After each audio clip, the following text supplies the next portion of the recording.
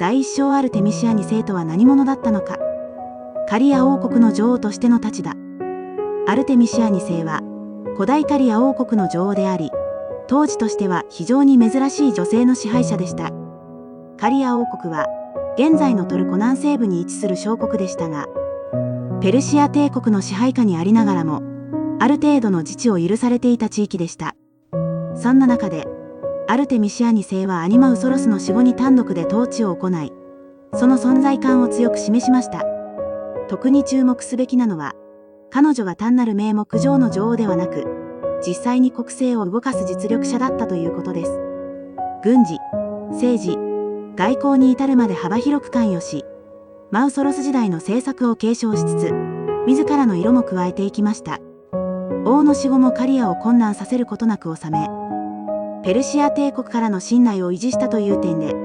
彼女の統治力は高く評価されています。アルテミシア2世は、ただの王族ではなく、自らの手で王国を導いた強い女性支配者だったんです。アニマウソロスとの関係。アルテミシア2世とマウソロスは、兄弟でありながら夫婦でもあるという非常に特殊な関係を築いていました。これは現代の価値観では驚くような関係ですが、古代王朝では王家の血統を守るために兄弟婚が行われることが珍しくなかったんです。特にエジプトやペルシアなどではよく見られた文化で、血筋の純粋性と権力の集中を目的としていました。マウソロスは非常に有能な王であり、ハリカルナッソズの都市開発やギリシャ文化の導入に力を入れていました。アルテミシアもこの政策を支え、彼の死後には彼の意思を引き継ぐだけでなく、自身の信念で行動することになります。二人の関係は単なる政治的結びつきではなく、深い信頼と愛情があったことが、夫の行動からも読み取れます。兄であり夫であったマウソロスとの関係こそが、アルテミシアの人生に最も大きな影響を与えた要素だったと言えるでしょう。ペルシャ帝国との関係。アルテミシア2世は、巨大帝国ペルシアとの関係を巧みに維持しながら、地域の自治を守る政治力を発揮していました。カリア王国は、アケメネス朝ペルシャ帝国のサトラピー州であり、実質的にはペルシャの支配下にありました。しかし、その中で王国としてのアイデンティティと権限を保持するためには、強い外交力と忠誠心のバランスが必要だったんです。アルテミシアはマウソロスと共に、ペルシャへの忠誠を誓いつつも、自国の文化や都市開発を推し進める政策を継続しました。ペルシャ王からの信任も厚く、アルテミシア自身がペルシャ王からサトラップの地位を任命されたこともありました。これは女性として極めて異例のことです。アルテミシア2世は、古代の巨大帝国を相手にしながらも、外交と政治で王国の6事象を守り抜いた優れた政治家だったんです。第2章マウソロスの死とアルテミシアの反応。王の死が国にもたらした衝撃。マウソロスの死は、カリア王国にとって政治的にも精神的にも大きな衝撃をもたらしました。マウソロスは、カリアの黄金期を築いた王であり、強い指導力と実行力を持った人物でした。その死は、国民にとって支柱を失うに等しかったんです。彼の治世の間、ハリカルナッソスは急速に発展し、都市としての美しさと戦略性を兼ね備えた姿に生まれ変わりました。政治的にも安定していた時期で、王の突然の死は国家の行く末に不安を与えました。加えて、王の死は単なる政治的空白だけでなく、王妃であるアルテミシアにとっても深い個人的悲しみを伴う出来事だったんです。つまり、マウソロスの死は一国の命運を左右するほど重大な出来事であり、アルテミシアにとっては愛する人の喪失でもありました。位牌を飲んだという伝説の真相。アルテミシアがマウソロスの位牌をワインに混ぜて飲んだという話は、彼女の愛と狂気を象徴する伝説的エピソードです。これは古代の詩家たちによって記録された話で、アルテミシアの以上生での愛情を伝えるために語られてきました。事実かどうかは断定できませんが、その意味を考えることにこそ価値があります。プルタルコスや他の古代の文献には、アルテミシアが夫の位牌を集め、それを日々の飲み物に混ぜて飲んだという記述があります。現代の感覚からすれば狂気に近い行為ですが、これは単に悲しみだけでなく、一体化への願望だったとも解釈できます。つまり、彼の一部を自分の中に取り込み、永遠に一緒に生きるという思いの表れなんです。この伝説は、アルテミシア2世という女性の極限まで振り切れた愛と執着、そして人間の深い感情を描き出しているんです。悲しみの果てに決断した建設計画。マウソロスの死を悼んだアルテミシアは、彼を永遠に記憶に残すために世界七不思議にも数えられる巨大な霊廟の建設を決断しました。これは単なる葬送施設ではなく、愛する人の存在をこの世に刻みつける記憶のモニュメントだったんです。アルテミシアは、ギリシャ世界でも有名な建築家や彫刻家たちスコパス、レオカレス、ティーモテオスなどを呼び寄せて、徹底的に芸術性と威厳を備えた霊廟を計画しました。高さはおよそ45メートル、巨大な柱と屋根の上に立つ4塔馬の戦車像など、そのスケールは圧巻です。これほどの規模で愛する人のために何かを残そうとした霊は、古代世界でも極めて稀です。アルテミシアにとって、この霊廟の建設は喪失の克服であり、愛を永遠の形に変えるためのプロジェクトだったんです。第三章マウソロス霊廟の建設。なぜ世界七不思議に数えられるのか。マウソロス霊廟は、その規模、芸術性、そして愛の物語を背景に持つ建造物として、世界七不思議に数えられました。単なる墓ではなく、神殿のような美しさと荘厳さ、そして人々を圧倒する巨大さがあったからです。さらに、この霊廟には愛都市のストーリーという強烈な人間ドラマが宿っていたんです。高さは約45メートル、基壇部分は四角型で、周囲にワイオニア式の円柱が並び、その上には巨大なピラミッド型の屋根が乗せられていました。その頂上には、マウソロスとアルテミシアが乗っている4塔建ての戦車像。霊廟全体が芸術作品であり、建築の技術と彫刻の精密さは、ギリシャ世界でもトップレベル。後世の歴史家たちは、墓というより芸術としての建造物としてこの霊廟を高く評価しました。つまり、マウソロス霊廟が世界七不思議に選ばれたのは、技術や美しさだけでなく、愛を形にした建築としての深い意味があったからなんです。建築家たちの顔ぶれとその技術。マウソロス霊廟の建設には、当時の一流芸術家たちが結集していました。まさに古代建築のドリームチームとも言える顔ぶれでした。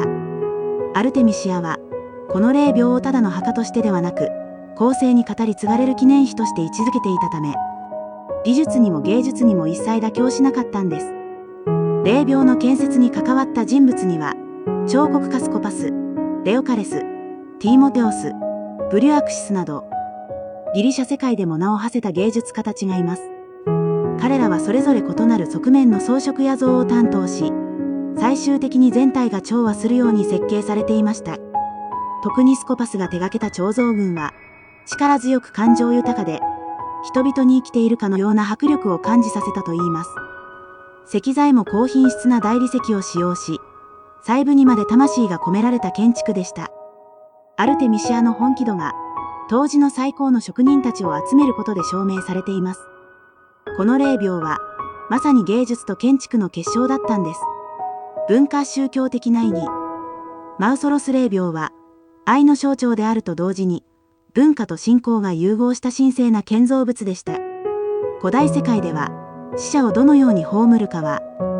その人の地位と信仰、そして残された者の感情を反映する重要な文化的行為だったんです。霊廟には、多くの神話的モチーフや宗教的象徴が取り入れられており、神殿としての機能も兼ねていたと考えられています。ギリシャ的要素を多く取り入れていたとはいえ、カリア独自の死生観や宗教儀礼も反映されており、建物全体が一種の聖域として機能していました。また、墓そのものが都市の中心近くに設けられたことで、市民にとっても重要な信仰の対象だったとも言われています。つまり、マウソロス霊廟は単なる墓ではなく、文化的象徴神聖な場所としての役割を果たしていたんです。そこにはアルテミシアの思いだけでなく、当時の社会の価値観がしっかりと刻まれていました。第四小狂気とロマンが入り込んじる愛の形。古代の愛の概念。古代における愛は、現代とは違って、もっと運命的で、時には国愛の気をかけるものとして捉えられていました。特に支配者層の間では、愛は単なる感情ではなく、政治宗教運命にまで深く結びついていたからです。愛する人のために命を投げ出す、あるいはその死後に何かを残すという行為が、非常に価値あるものとされていました。例えば、ギリシャ神話ではオルフェウスが冥界まで妻を迎えに行く話が有名ですし、ローマでは妻のために自分を犠牲にする男の話も多く残っています。こうした神話や史実は、愛を崇高なものと捉える文化的土壌の表れです。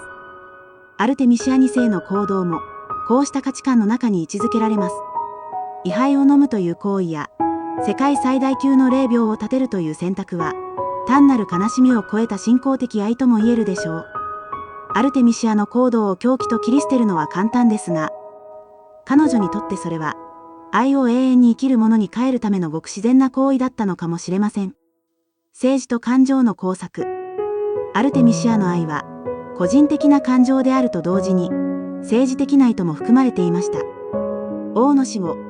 国をまとめるためには、民衆に王と王妃の絆の深さを印象づけることが必要だったんです。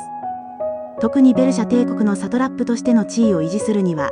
強い正当性と精神的支柱が求められていました。アルテミシアはマウソロスの死後、すぐに巨大な霊廟の建設に取り掛かりました。これは確かに彼への愛情表現であると同時に、カリア王国は健在であり、王の意志は生きているという強烈なメッセージでもあったんです。また、夫の位牌を自らの体に取り込むという神秘的で、象徴的な行動も、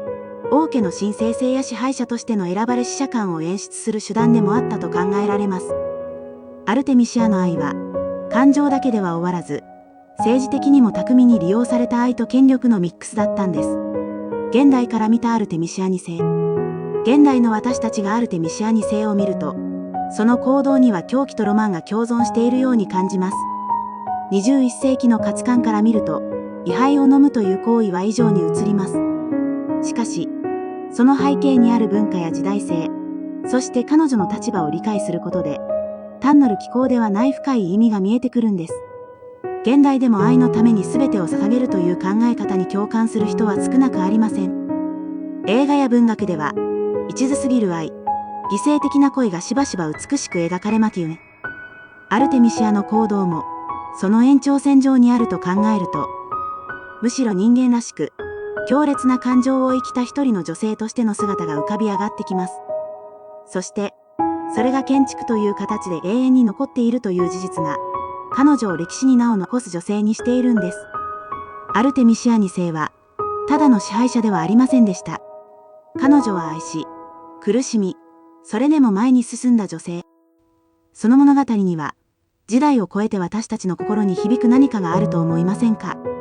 第5章アルテミシア2世の死とその後、建設途中での死。アルテミシア2世は、マウソロス霊廟の完成を待たずにこの世を去りました。彼女はマウソロスの死から約2年後に亡くなったとされています。過労や悲しみ、政治的な重圧の中で心身ともに限界を迎えていたのかもしれません。歴史家によれば、アルテミシアは霊廟建設に全てをつぎ込み、日々その信仰を細かく監督していたと伝えられています。それはまるで、自分の命が尽きる前に、何としてでも愛を形に残したいという執念のようなものでした。しかし、その願いが叶うことなく、彼女は静かに世を去りました。その死は民衆にとっても大きな悲しみとなり、霊廟は一層聖なる建物としての意味を持つようになります。アルテミシアの人生は、愛に始まり、愛に捧げられ、そして愛の中で終わったそんな人生だったのかもしれません。霊廟の完成とその運命。アルテミシアの死後も、マウソロス霊廟の建設は続けられ、最終的には完成しました。これは彼女が残した石と物語が、建築家や職人たちにとっても特別なものになっていたからだと考えられます。スコパスら有名彫刻家たちは、アルテミシアの死後も変わらず作業を続け、霊廟はついに完成。その美しさと異様は、見る者すべてに王と王妃の物語を感じさせるものだったそうです。完成後、霊廟は長年にわたってハリカルナッソスの象徴として人々に崇拝され続けました。しかし時代が進むにつれて、地震や略奪などで徐々に破壊され、現在では遺跡のみが残っています。ただ、その名前、マウソロスは、霊廟マウソレウムという言葉として、今でも世界中にその存在を知らしめています。霊廟は物理的には失われても、アルテミシアの愛と覚悟は、歴史の中に永遠に刻まれたんです。構成に与えた影響。アルテミシア2世の物語は、建築、文学、歴史において今なお語り継がれるインスピレーションの源です。その生き様は、一人の女性がここまで深く、強く、そして大胆に愛し抜いたという点で、歴史的にも極めて得意で魅力的な存在だからです。ルネッサンス期の芸術家たちは、マウソロス霊廟の設計を参考にし、墓所建築において新たな美の基準を作り出しました。また、文学の世界では来る惜しいほどの愛を象徴する人物として、アルテミシアはしばしば引用されます。近代に入ってからも、愛とは何か死とは何かを考える題材として彼女の物語は繰り返し掘り下げられてきました。そして今、こうして私たちが YouTube で彼女の人生を振り返っていること自体が、彼女の影響力の証と言えるでしょう。アルテミシア2世は、単なる歴史の1ページではなく、愛と記憶の象徴として、今なお私たちの心に問いかけ続けている存在なんです。時代も場所も違うけれど、彼女の思いを形にする力は、現代に生きる私たちにも響くものがありますね。あなたなら、どんな風に大切な人の記憶を残しますか？あなたが感じたことをぜひコメントにお寄せください。